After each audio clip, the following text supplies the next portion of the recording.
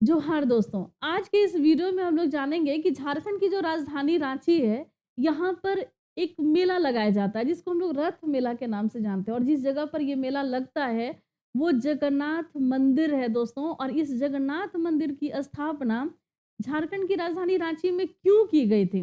क्योंकि ओडिशा में एक मंदिर है पुरी में, जिसको हम लोग जगन्नाथपुरी के मंदिर के नाम से भी जानते हैं, जहाँ करोड़ों श्रद्धालु प्रत्येक वर्ष जाते हैं, अपना शीश नवाते हैं और अपनी मनोकामना को पूर्ण होने की कामना करते हैं। आखिर क्या आवश्यकता पड़ी कि झारखंड की राजधानी रांची में भी इस मंदिर को बनाया गया? किसने इस मंदिर को बनाया? कब ये मंदिर बना? कब ये मेला लगता है? कितने दिनों तक ये मेला चलता है? पूरा डिटेल इस वीडियो में आप लोग जानोगे। और इस वीडियो में लगातार बने रहिएगा, काफ़ी इन्फॉर्मेटिव वीडियो होने वाला है, बहुत ही रोचक वीडियो होने वाला है। एक कहानी मैं आपको बताऊँगी इस मंदिर से संबंधित। देखिए दोस्तों, ये वर्ष था 1691 ईस्वी। इस समय में एक राजा हुआ करते थे जिनका नाम था एनीनाथ शाह और ये नागवंशी राजा थे दोस्तों। इन्होंने झारखंड की राजधानी रांची में एक मंदिर बनवाया और जिसे हम लोग जगन्नाथपुरी के मंदिर के नाम से जानते हैं। आखिर इनके मन में ऐसा विचार कैसे आया कि यहाँ पर एक मंदिर इनको बनाना चाहिए? एक घटना मैं आपको बताऊँगी और एक कहानी मैं आपको बताऊँगी। ये काफ़ी दिलचस्प कहानी है और जिसने झारखंड में मंदिर बनने का इतिहास छुपा हुआ है।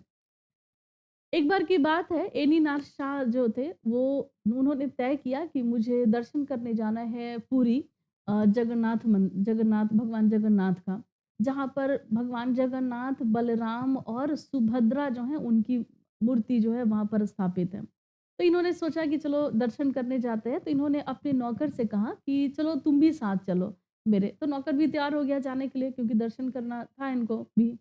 तो जब वहाँ पर दोनों पहुँचते हैं, तो वहाँ जाने के बाद जब इन्होंने दर्शन किया जगन्नाथ, बलराम, सुभद्रा और भगवान जगन्नाथ का, तो इतना ज़्यादा वो नौकर भक्ति में लीन हो जाता है, तो दिन-रात सोते-जागते वो हमेशा प्रभु जगन्नाथ का ही नाम लेते रहता था और भक्ति में पूरी तरह से तरीके से लीन हो जाता है।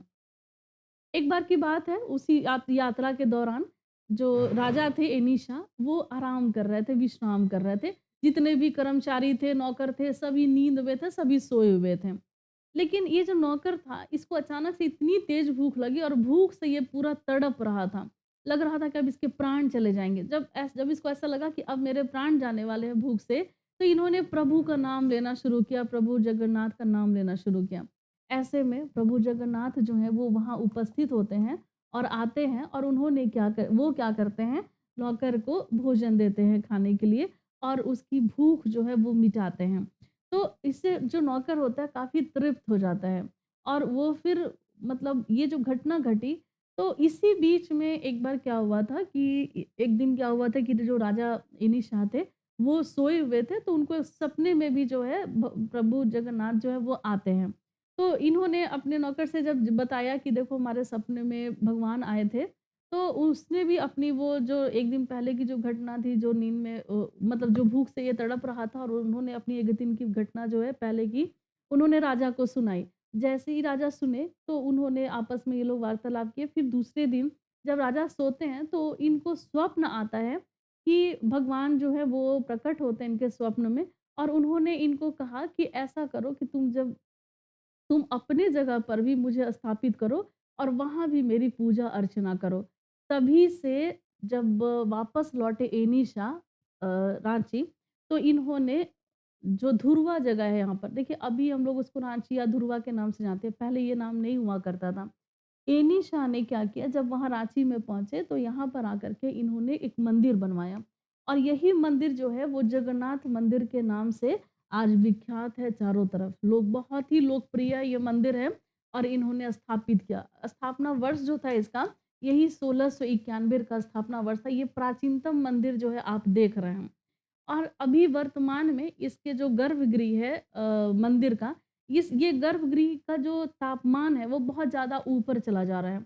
इतना ज़्यादा वहाँ पर तापमान है कि अगर घी मतलब अगर गाढ़ा घी अगर आप वहाँ रख रहे हो तो वो पिघलना शुरू हो जा रहा है।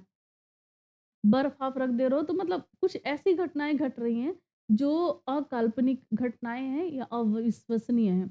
और ऐसे में जो ये अभी वर्तमान का ये जो घटना है, ये जो घट रहा है मंदिर में और अभी रथ मेला यहाँ लगा हुआ है।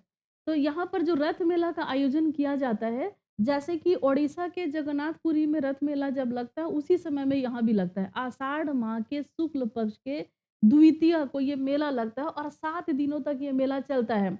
दशमी तक ये मेला चलेगा और यहाँ पर लाखों करोड़ों की संख्या में श्रद्धालु आते हैं दर्शन करने के लिए। तो ये जो कहानी थी यहाँ पर मंदिर बनने की जो कहानी थी, ये मैंने आपको सुनाया।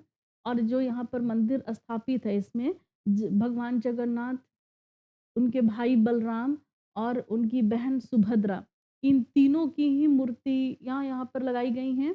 और जब रथ यात्रा निकलता है तो ये तीनों ही रथ पर सवार होकर के आसपास के मौसी बाड़ी तक इनको लेकर के जाया जाता है और इसी यात्रा को ले जाने की यात्रा को ही हम लोग रथ यात्रा के नाम से जानते हैं, जो कि उड़ीसा में भी होता है और वैसे ही झारखंड में भी इस मेला को मनाया जाता है। दोस्तों, आज रथ मेला है तो आप सभी को ढेर सारी शुभकामनाएँ रथ यात्रा की। और आज से शुरू हो रहा है रथ मेला और अगले 7 दिनों तक ये चलेगा। तो दोस्तों, मैंने पूरी कोशिश की कि इस कहानी को आप तक पहुँचाने की और अगले वीडियो में भी इसी तरीके से रोचक तथ्य मैं आप लोगों के लिए लेते लाऊँगी आप लोगों को। वीडियो अगर अच्छा लगे तो लाइक कर दीजिए, चैनल को सब्सक्राइब कर दीजिएगा और कमेंट ज़रूर कीजिएगा।